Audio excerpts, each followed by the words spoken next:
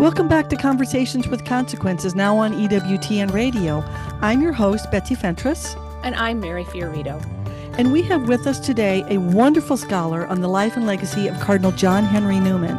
With news last week of the saint becoming a doctor of the church, Dr. Paul Shrimpton has been working on a book about him for the last 2 years, but he's also studied him for the last 35 years.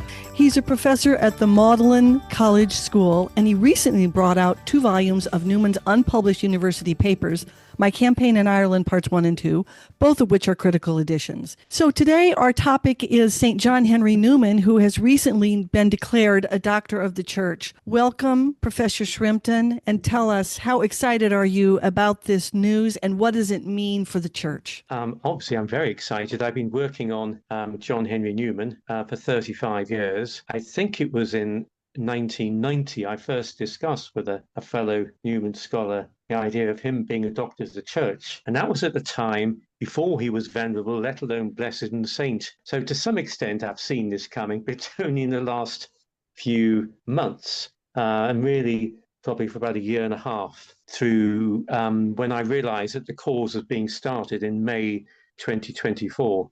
Yes, and I was asked to contribute in November last year to the Positio, the official document, which has gone to all the cardinals. There's a big section at the end, maybe 3/4 of it, and 17 essays were required by Newman scholars throughout the world to sum up his eminent teaching. And I did that in education, because obviously I've spent decades working on that.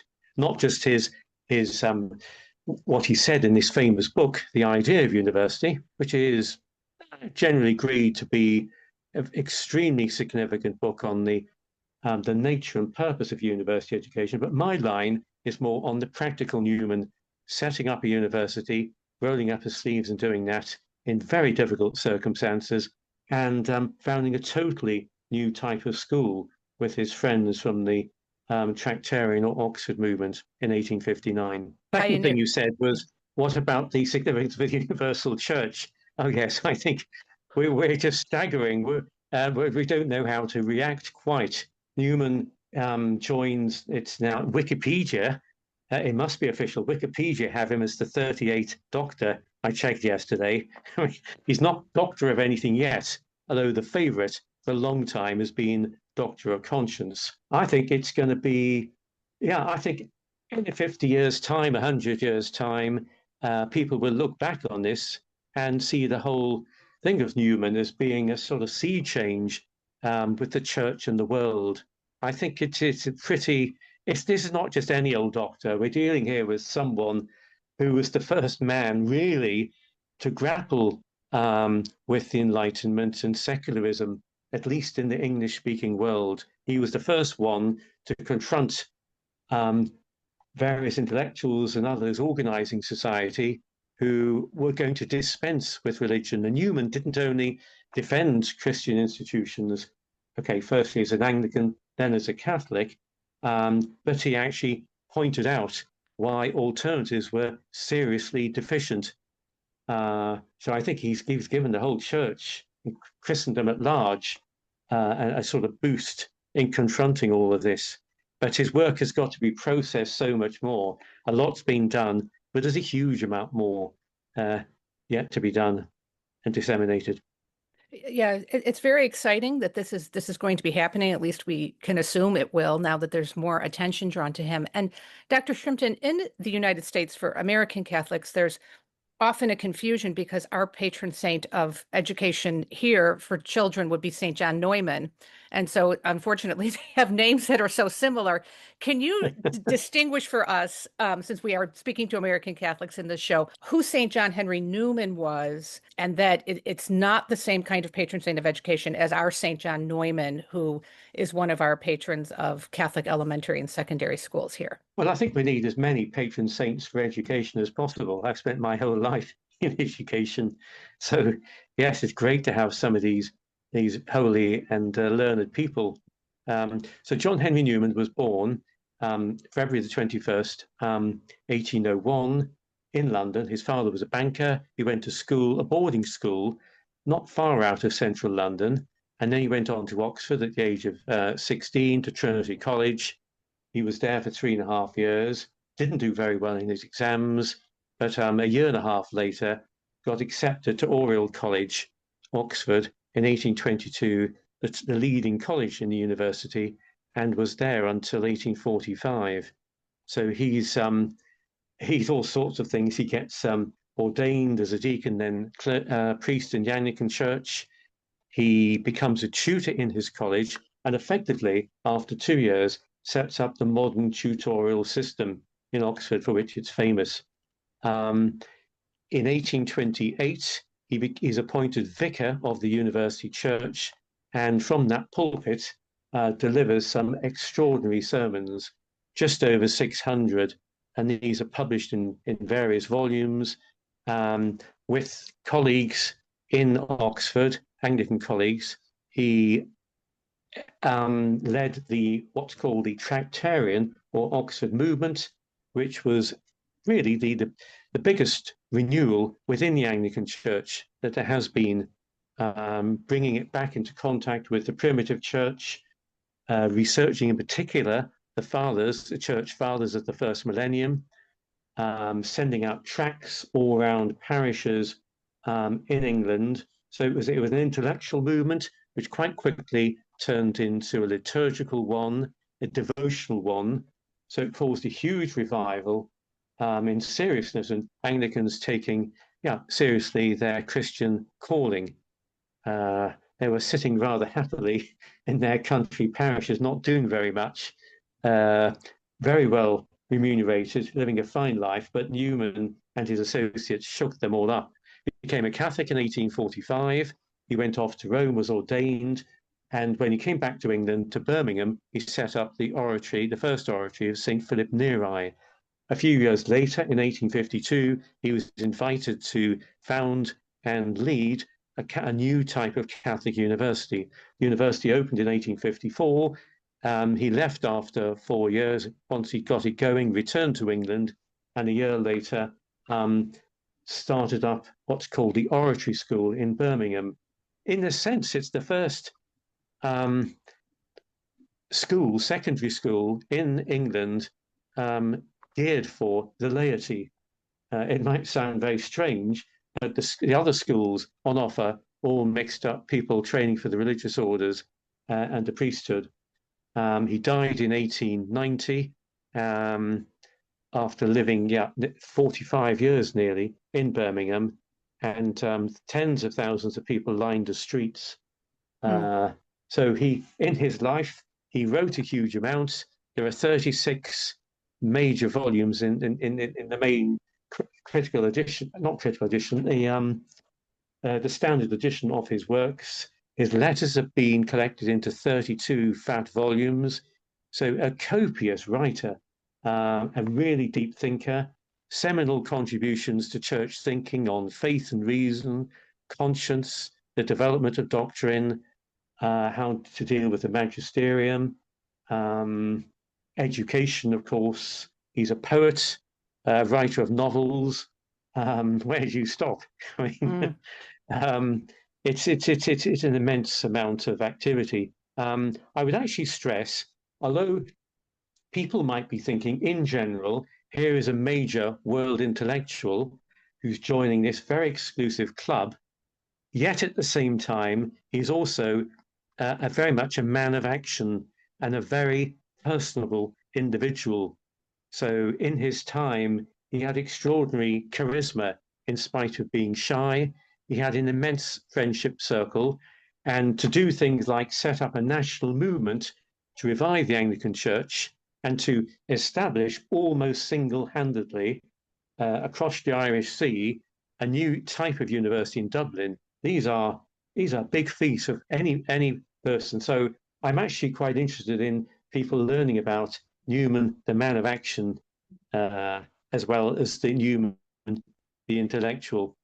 And in fact, Pope Benedict alluded to this when he came on his state visit to Britain in 2010 to beatify him in Birmingham, when he said he has the character of a doctor of the church, because life and thought are completely intertwined. They go together.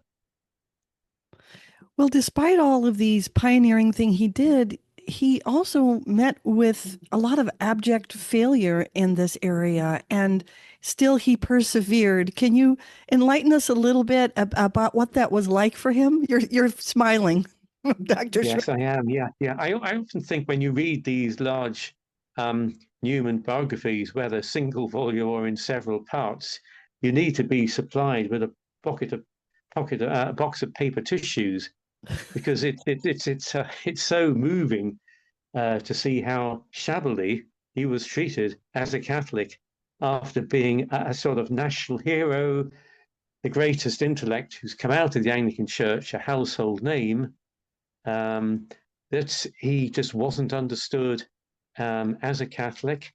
Um, I mean, right from early on, a few months after, I think a couple of months afterwards, he found himself in a seminary school, which was home to lay boys as well, and he was lined up with the schoolboys for confession, which was just an extraordinary thing to do, to treat someone like that's just a minute thing. Um, it's easy to sort of criticize, a bit too easy, the authorities. They didn't know how to handle a major intellect like this. And I don't think anyone in the church really knew, whether in Rome or in London or in Birmingham. His thoughts were couched in a language they didn't understand. It seemed to many of them, in particular, Archbishop, later Cardinal Henry Edward Manning, who'd been a great buddy of Newman in Oxford, he turned against him and effectively thought, like a number of the hierarchy and in people in Rome, that Newman had not acquired Catholic characteristics. He wasn't fully a Catholic. He didn't have the Catholic spirit. And there was a great danger in England and therefore in Christendom of this new fellow introducing Protestant notions, thoughts, and practices in his educational institutions. So, and then some of his works, the 1859, he took over. Okay, he took over the Rambler newspaper in 1859. It was almost going to be closed down by the bishops in England, and the converts who were running it didn't know who to turn to, and the only persona grata to both sides was John Henry Newman. Well, he lasted 2 issues. He got into trouble with the first. He tried to explain it in the second and wrote a very well-known document called Consulting the Laity in Matters of Doctrine. And this was delated to Rome for heresy. Rome asked him to explain. The letter was somehow lost. Newman thought they weren't bothered anymore, but in Rome they assumed he'd refused to explain himself. And then for a decade and more, yes, he was definitely under a cloud. That really goes virtually till 20 years later, until 1879, when the new Leo XIII makes Newman a cardinal in the first batch. For those 20 years, Newman was excluded from all major projects in Britain, pushed to one side, and yeah, he had a very, very tough life. But he's an extraordinary model for people who can see the way forward, but are utterly docile to the church. I mean, it's a martyrdom, a silent martyrdom he underwent.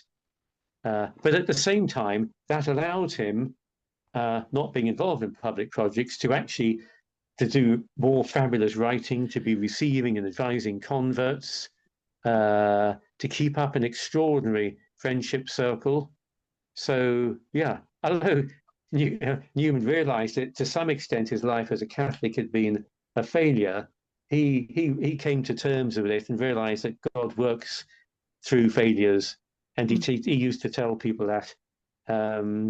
So yes, he never lost his peace, but it was really difficult, really difficult. Well, Dr. Shrimpton, what's interesting here is sort of the time frame, because he was only canonized a saint in 2019, and he's already being made, a doctor of the church 6 years later. So that's I think one interesting side note, but I understand that Prince Charles went to the canonization in Rome, and He did. seemed to quite interested. I know a bishop who was seated near him and spoke with him at some length, and he seemed quite interested in the person of John Henry Newman. Do you see this new honor being bestowed on him, this new recognition of his contributions, perhaps bringing the interreligious dialogue or the interdenominational dialogue between Anglicans and Catholics in England or in the United Kingdom any closer? Um, that's an interesting question. You could argue that both ways. I've recently informed various Anglican bishops and priests, Anglican priests in Oxford, about the new honour, and they all write back very warmly. I've met them. I met these people probably a year ago at celebrations, the 200th anniversary, the bicentenary of Newman's first sermon. So there's some extraordinary events in Oxford and near Oxford, bringing Anglicans and Catholics together. There is, of course, this great, Newman in many respects is a great ecumenist. This will be an opportunity for interreligious dialogue, but at the same time, they know their greatest intellectual and their great saint has joined the Catholic Church. So it's an interesting one, that. Very interesting, yeah. Certainly, yeah, I think they will be rejoicing because they can perfectly well claim they've had a hand in this. I think Newman is the first well, obviously you've got Augustine, who went away from the church and came back. So he's rather a special case. But Newman is probably certainly the first Anglican to be named a doctor of the church. I think probably he's the only one who's going to be from another communion, apart from Augustine. So people will be taking note of this. Yeah, and when I was in Rome, I actually met Prince Charles. I wrote the storyboard to the exhibition at the English College, and after the Mass, I went on a private tour with him for a quarter of an hour there, and he was extremely well informed about Newman. He'd been briefed very, very well. And he wrote a letter in the Times the day before talking about the opportunities for renewed dialogue. But actually his main line was how Newman is a great example of somebody who can listen in a very noisy world where things are where discussion's so polarized. Newman is an extraordinary example of someone who can listen to all parties. So I think that's a very interesting line to take as well. He has a sort of knack, a bit like Thomas Aquinas. If he doesn't agree with something, he would actually enter into the arguments of his opponents and almost write them up better than they can, and then begin to answer them, but very gently and in a reasoned fashion, but with a certain firmness at the same time. So I think, yeah, from all sorts of points of view, people will be looking at him as a major thinker. Professor Shrimpton, you wrote in a piece online a point about why Newman is so interesting to us. Quote, because he confronts non-Christian approaches at the time they were beginning to be propagated and responds to them with reasoned arguments. Tell us paint a picture for what some of these non-reasoned arguments were and how he responded so well. In terms of education, the resonance there with, when I first discovered Newman properly, when I was finishing my degree in Oxford and did an extra year, the words just rang true. He understands human nature better than so many other people. So in designing institutions, education institutions, schools, universities, he understands the human person better than others, so much better. It's right there, both through the idea of university, in his other essays, in the documents, the founding documents of the school university. It's there in his correspondence all the time. He's a great Christian humanist, and that is why you have people like Stephan Collini. He's retired a few years ago as professor of intellectual history in Cambridge. He wrote a book around about 2010 called What Are Universities For? But he holds Newman on a pedestal as somebody, and Collini is not a man of religion at all, but he just has immense respect. And that's in education. And certainly, whenever I'm meeting academics and they ask me who I am, what I'm doing, and I mention I'm working on Newman, it's almost as if they bow to the name John Henry Newman, the utter reverence. And then often they say, well, actually, I started the idea, but didn't finish, and so on. So I don't know, in that area, people have just extraordinary respect for this man. And people certainly in university world, thinking where the academy's going, it's Newman is such a great answer, and was in COVID. He talks about, say, education as being a very relational activity, and of course in COVID, in lockdown times, we lost all that remote dialogue and so on. So he's a counterbalance to all sorts of things which go wrong. So I've written quite a bit on this and different trends and people saying, what does Newman have to say on this? And he's got the answer. Even it might surprise you in this world of when we're swamped with information through the internet, you might think, well, Newman hasn't got much to say in that. Well, actually, in the 1830s and 40s, cheap literature was being disseminated for the first time, and all sorts of things, particularly science, and the schools were being swamped with this. And Newman addresses that and talks about how it's not, information alone isn't going to form human minds. It's processing that information, it's integrating it properly, it's joining up the different subjects, so many things. He's there. He not only says he understands it more than anyone else, he actually, with his fabulous English, expresses it better than anyone as well. So he's going to be around for a long, long time. And people of faith and no faith will continue to listen to him, particularly in education. Well, in the few minutes we have left, Dr. Shrimpton, can you expound a little bit on Newman's distinction between knowledge and virtue and how those two things are achieved by different methods? Yeah, he does actually say knowledge is one thing, virtue another. Yeah, in terms of this is in the idea of university. And it's in an essay which is anonymous, which is almost definitely by him. He says, in essence, a university is almost a secular institution, which is an extraordinary thing to say. It's simply people teaching, and it's about knowledge. But he says it also, in practice, the university needs the support, the help of the church. But this isn't done directly, it's done indirectly. Human virtues, sure, can be educated.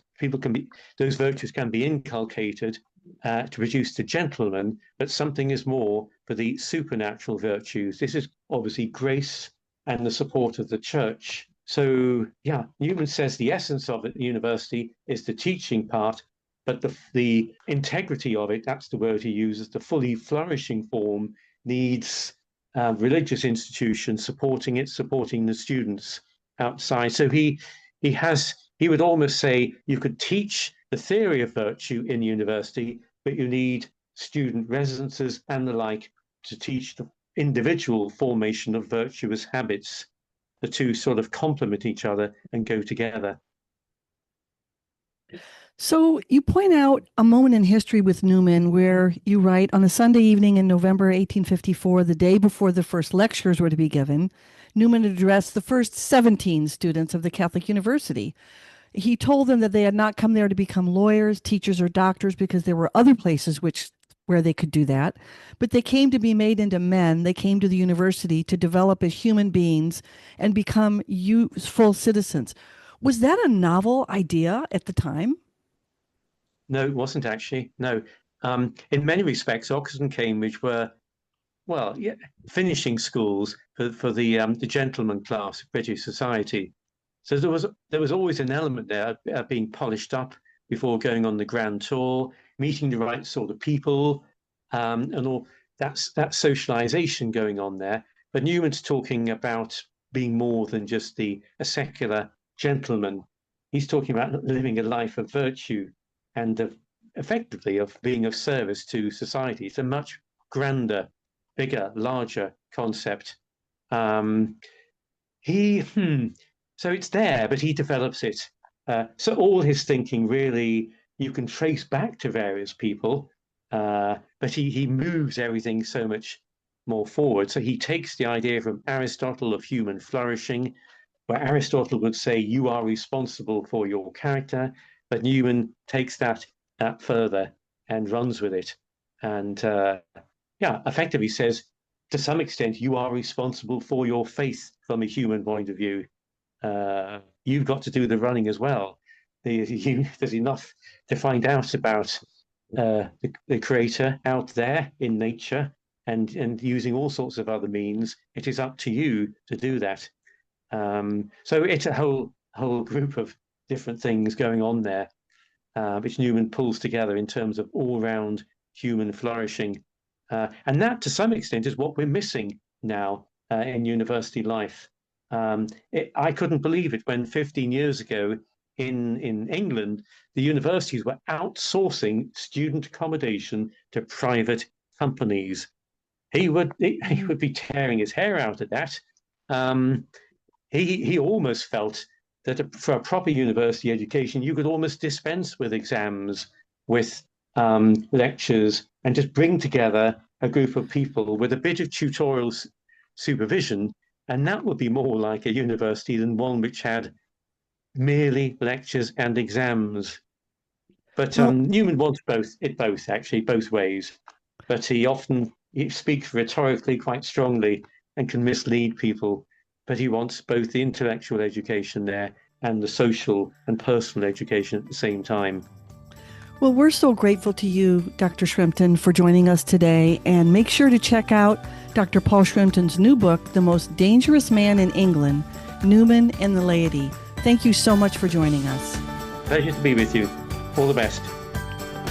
Goodbye.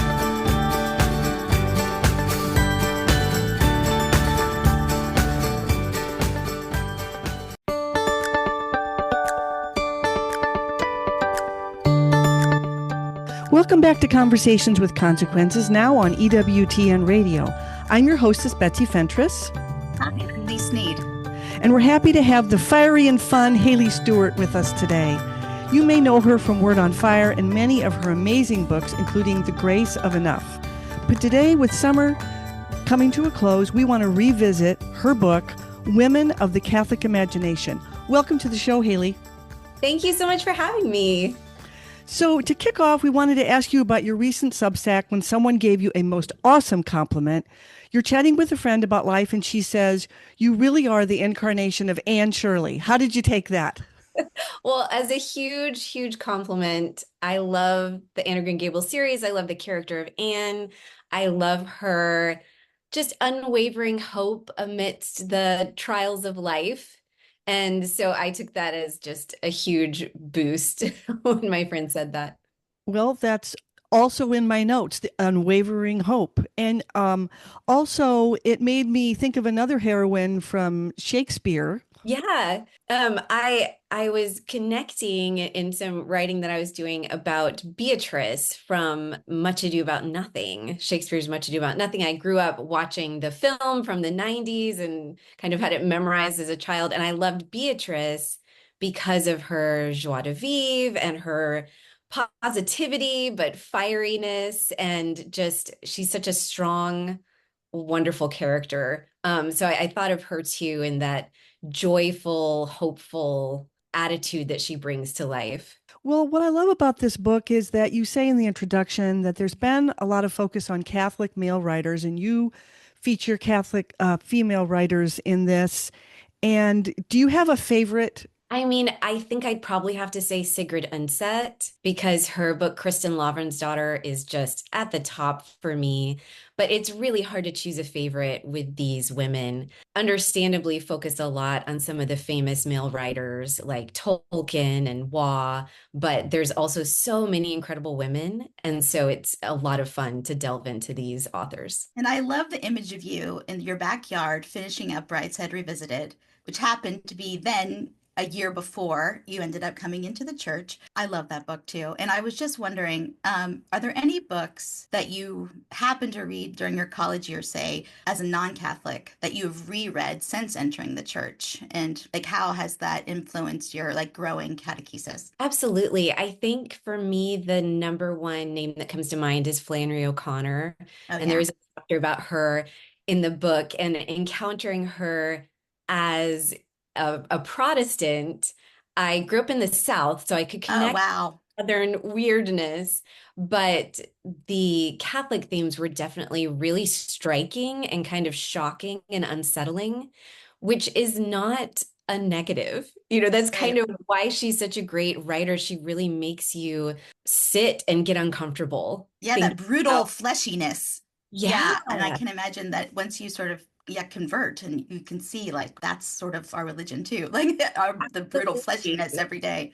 I tease my kids about how Catholicism is the most goth religion. Yes. We have chapels made out of bones. We like venerate relics. It's kind of gory and strange and unsettling, but beautiful. And I think there's something about O'Connor that helps us enter into the strangeness of God's mercy and grace. Yeah, And that's her book, The beautiful. Habit of Being, and her letters. That was a really important book for me in college. And I actually corresponded with Sally Fitzgerald, the editor. And well, of course, the line that you see on T-shirts now, I think Jonathan Rumi had one on. If the Eucharist is just a symbol, to hell with it. Yeah. I actually have a sticker of that on my water bottle right now. Amazing. Okay, there you go. But another person that's tangentially related to Flannery O'Connor is featured in your book. And it's funny because through The Habit of Being and their correspondence, Flannery and Carolyn Gordon, I got really interested in her. And she was married to the poet Alan Tate. And all these people at that time, Robert Lowell, his wife Jean Stafford, there was this kind of flurry of conversions. So tell us why you included Caroline Gordon in the book. Sure. Well, when I was kind of crafting which authors to include, because there are many more that I could have included, I wanted a combination of writers like Flannery O'Connor. She's the poster child of Catholic women writers, but also some of these forgotten women who are really worth reading but are not on the same radar. And then women like Toni Morrison and Donna Tartt, who are very well known in the secular world, but their Catholic identity is not often really explored. I'm glad that you brought up the choosing of the authors because I was wondering in sort of what was a chicken and egg situation, whether you chose the essayists first, the people that commented on the authors that you chose, or which way first. So it sounds like you chose the authors, I'll call the people who wrote the books, like Flannery O'Connor, author, that first. And then did you ask specific people to write on specific authors, or how did you do that? So it was a little bit of a combination. Some of them I knew Flannery needed to be in there, so it was just determining who's the best person to write about her for this project. But then there were some, as I was finalizing the list, I would sometimes reach out to a Catholic contemporary writer that I wanted to contribute to this book and pitch, well, what if we wrote about this woman? Would you be interested? And they would say, oh, well, maybe, but have you thought about this writer? Because Oh, I I love that so excited collaboration. to talk about her. And so that was kind of shifting back and forth between trying to offer some of these incredible novelists, but also collaborate with other Catholic writers who are interested in these women of the Catholic imagination. Yeah, I love that. Well, another author that you feature, Carol Hauslander, the divine eccentric. What an interesting woman.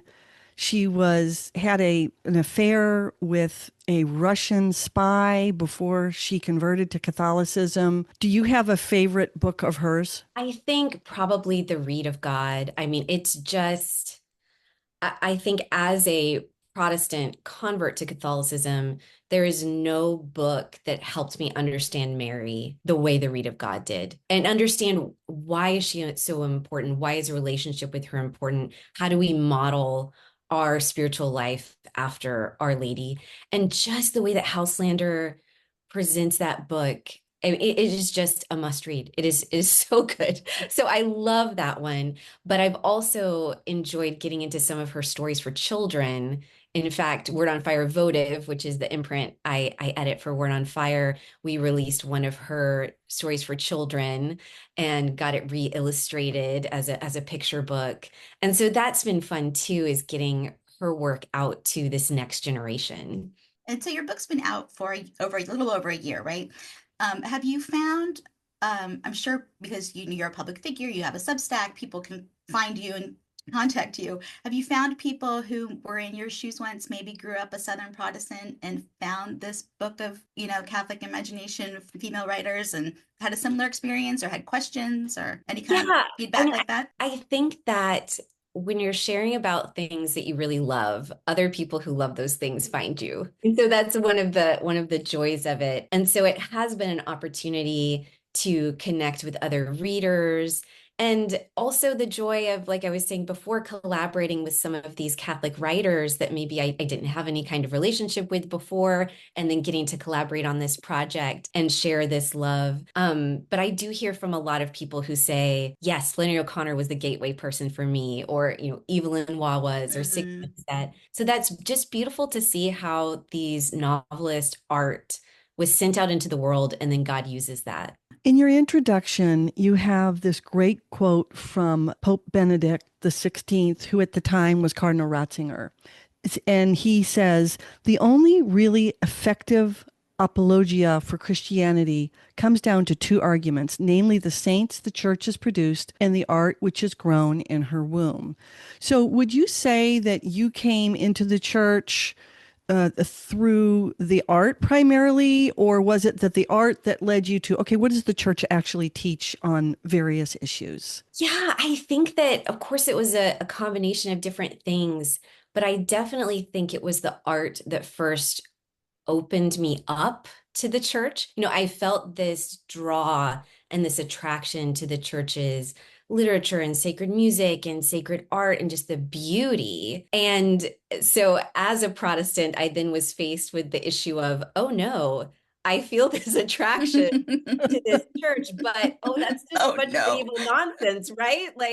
And so in college, I really had the opportunity to, for the first time, then read the early church fathers and understand what the church actually taught as I was reading great texts of the Western tradition. And so then it's like my heart was drawn, and then those obstacles that I had that were misconceptions about the church were slowly broken down. So it was kind of that combination. And then I got to meet the saints, which I love that Pope Benedict said that, because how can we not be inspired by the stories of the saints and see, like, yes, that's just such a beautiful inspiration that points to the truth of the church. I love that, because I have two of my four sons have autism, and we have found that maybe much like someone coming from a Protestant background, some of the crazier things that we believe as Catholics are a little bit harder to grasp. And through things like Tolkien and Lewis, the Hillbilly Thomists, art and beauty is really an important gateway for them. And I wondered if you were going to do something with the imagination in the children's series that you edit. Yes. So I'm really excited you brought that up, because we have a book in the works with Jacqueline Warren and David Warren.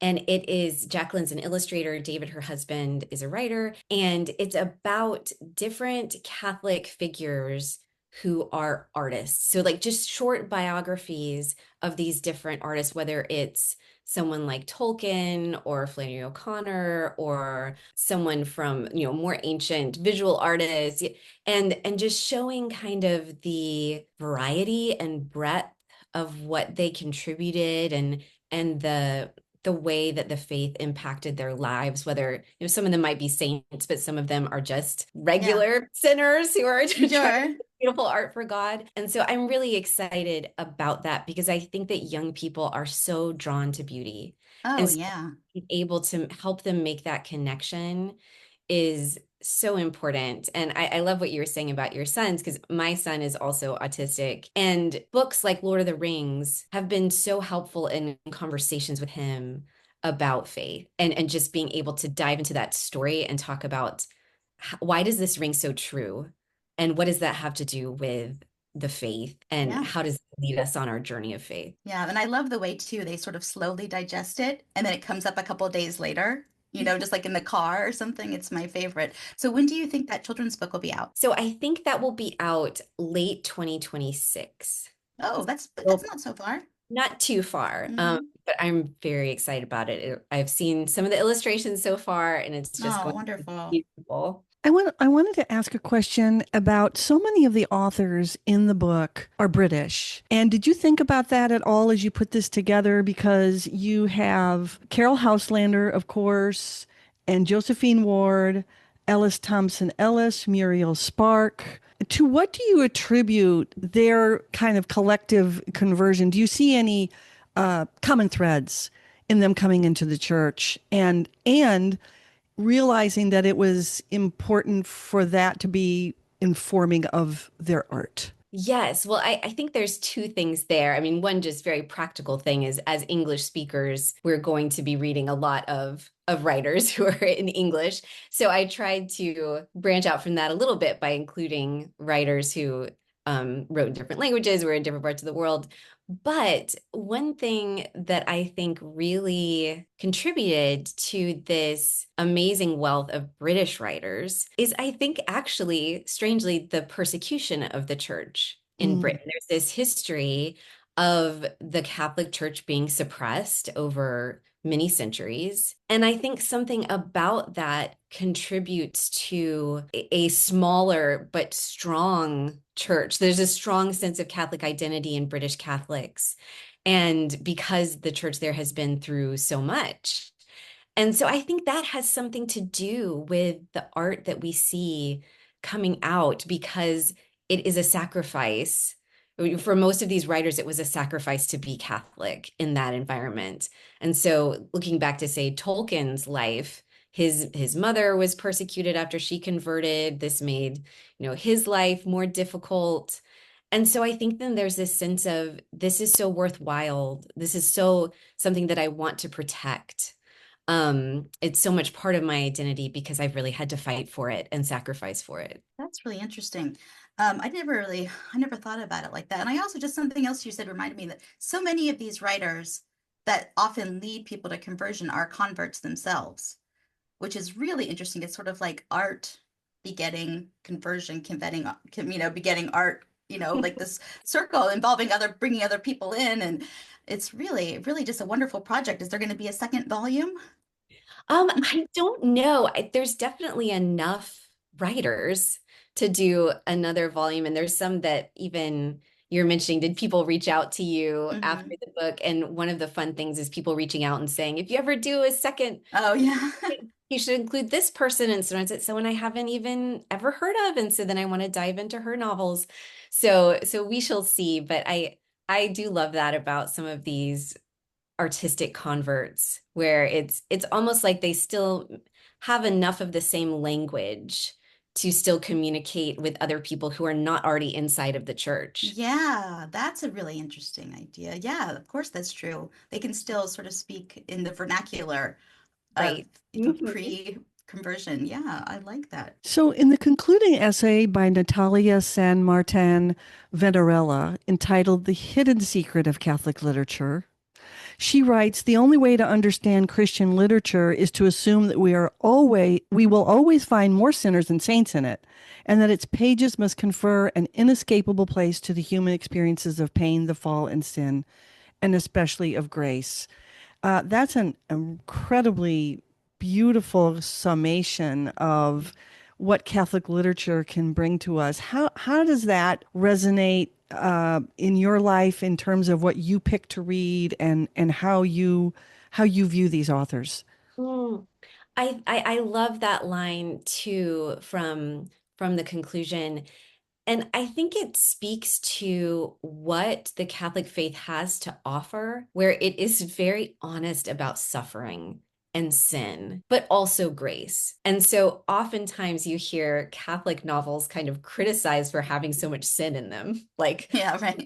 I remember people saying, I can't believe you converted partly because of Brideshead Revisited. All the Catholics are terrible in that book. There's so much sin. But that's also the point. And so being honest about our brokenness, our sin, our need for grace within the lens of there's hope. There's hope because of the resurrection. There's hope because of grace. And so I think that that honesty and that willingness to really encounter and sit with suffering and grief and sin is one of the things that makes Catholic literature so compelling and so powerful. I mean, Kristen Lavransdatter really is kind of the epitome of that, wouldn't you say? Absolutely. I mean, Kristen, the character, so the story goes kind of from birth to death of this one very compelling character, and she is a sinner, but you connect with her, relate to her on such a deep level, and it really helps you examine your own soul. And I love how you compare her to Don Draper. That was I got like a definitely LOL moment. It was really great. Yes, that's how I think of her, because it's you care about her so much the same way that you are somehow still rooting for Don Draper to I know. You're so frustrated, and you're disappointed again and again, and yet isn't that how God probably feels about us all the time? And so yes, I think Kristen Lavransdatter is the perfect example of that sin and grace in a big way. Haley, we're out of time, but please tell our listeners where they can learn more about you and your work and your writing. Sure. So you can find the children's books that I edit for Word on Fire at Word on Fire Votive. That's the name of the imprint, VOTIVE. You can find Women of the Catholic Imagination from Word on Fire or Amazon, wherever you order your books. And you can find me on Instagram. I'm at Haley Carrots, or you can find me at the whimsically titled Haley Stewart's newsletter on Substack. Great. Thank you so much for joining us. And to find out everything that we're up to at the Catholic Association, you can find us on Substack, Twitter, and online. Thank you. Thank you so much. Bye.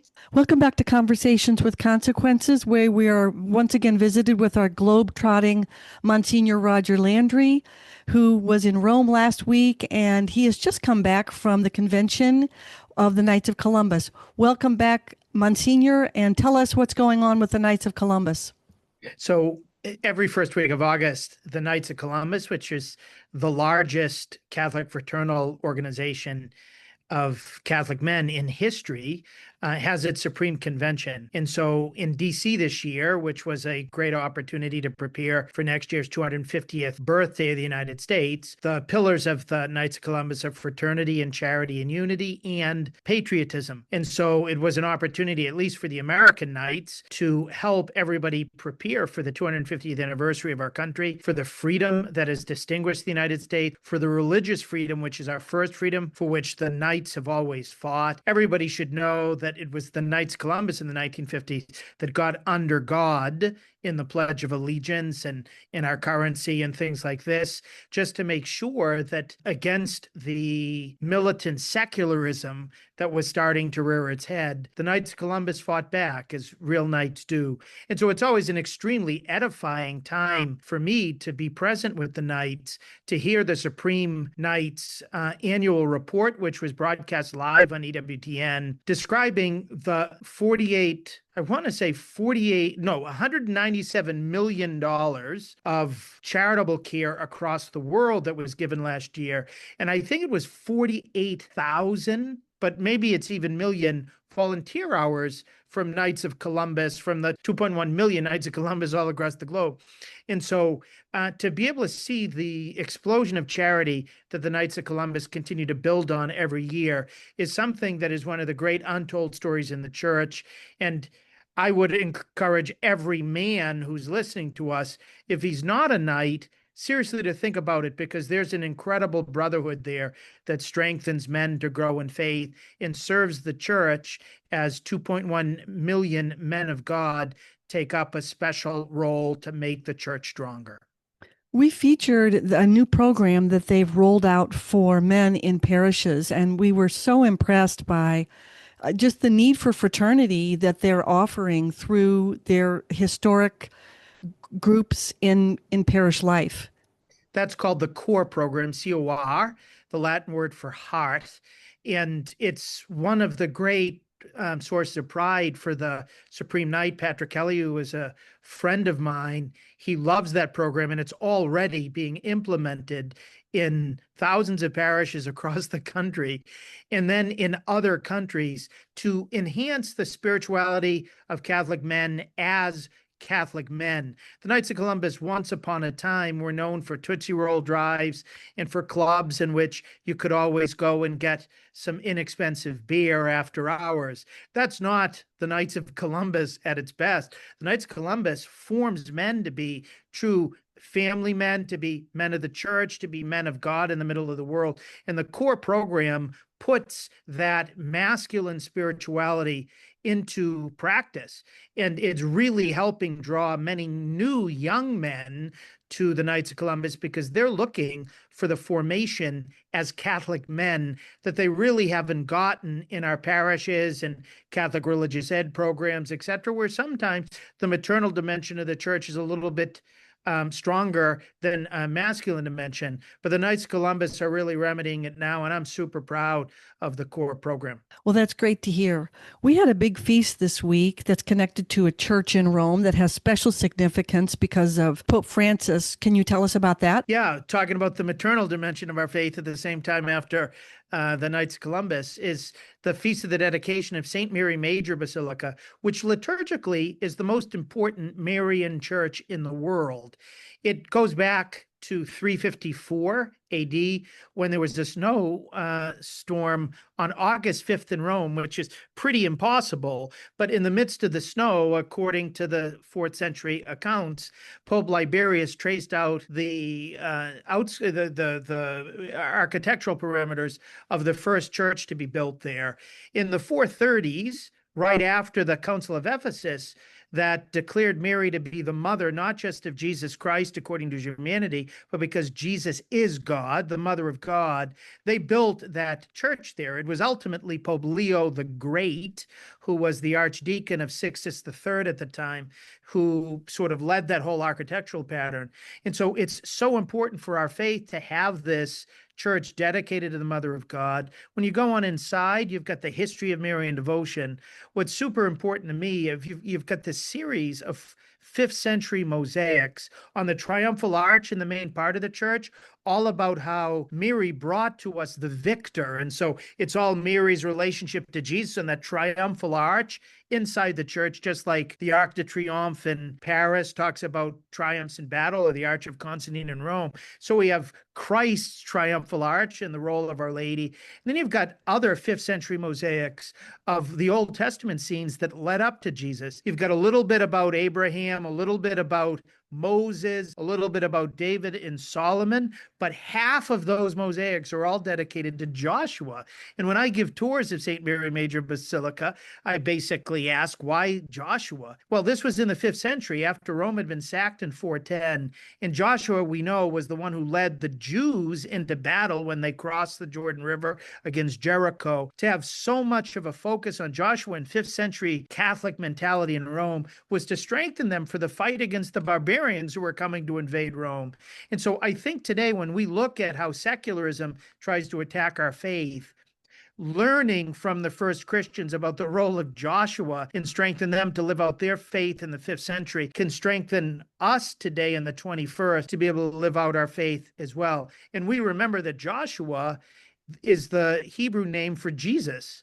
Jesus would have been called Yeshua by Mary and Joseph, etc. And so the focus on Joshua was to help us to follow Jesus into battle for the good, battle for love, for a civilization of life, but also a battle against the types of things that want to separate us from God. So what an incredible house, Mary's house in Rome, for all of us to go to, that the whole church throughout the globe celebrates on August 5th. Well, that was a great explanation and history of this historic church. And thank you so much for joining us, Msgr. Landry. God bless you, Betsy.